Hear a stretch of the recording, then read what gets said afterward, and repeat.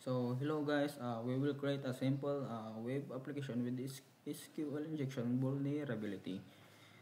We will try to develop a simple PHP web application that is vulnerable to SQL injection. So first na step na gagawin natin guys is gawa muna tayo ng simple login form guys. Simple login form. So copy natin to. So gawa muna tayo dito. Save natin to.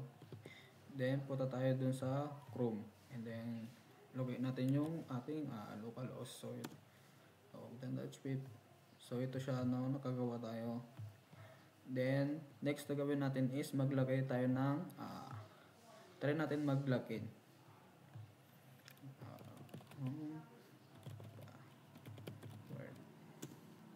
So invalid credential siya.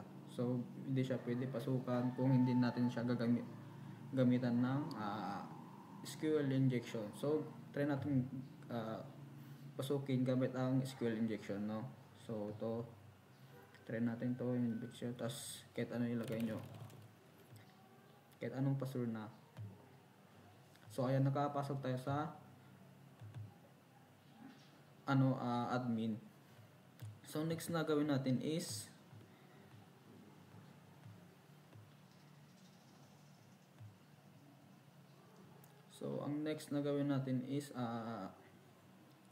try nating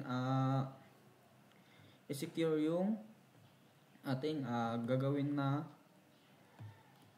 login form. So para hindi siya ma-injection, so ang gagawin natin is ito, palitan natin to para hindi tayo mapasukan ng mga SQL injection attack. So kunin natin to, this one. Yan. And then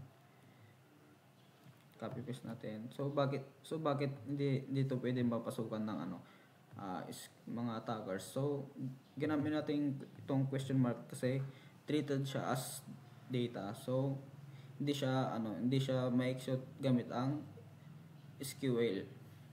And then save natin to. Then reload natin to, no. Then try nating gamitan ng SQL injection kung pwede pa tayo makalagin.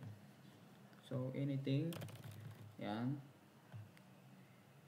So invalid na siya. So hindi na siya mas secure na siya kumbaga. So hindi na tayo makapasok sa website na to kung or gamit ang SQL injection. So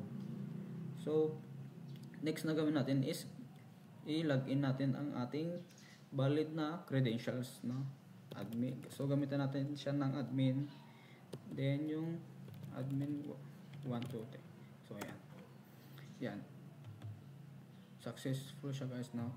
So ayun lang guys,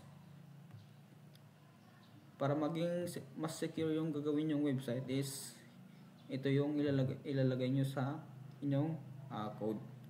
So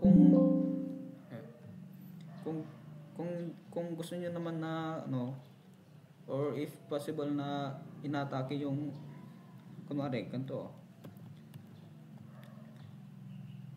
kumbaga kung may nakapasok sa inyong website is tingnan niyo yung ganitong code, palitan niyo siya ng yung katulad kanina.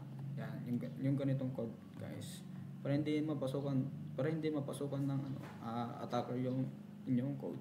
So yun lang guys, no. Thank you.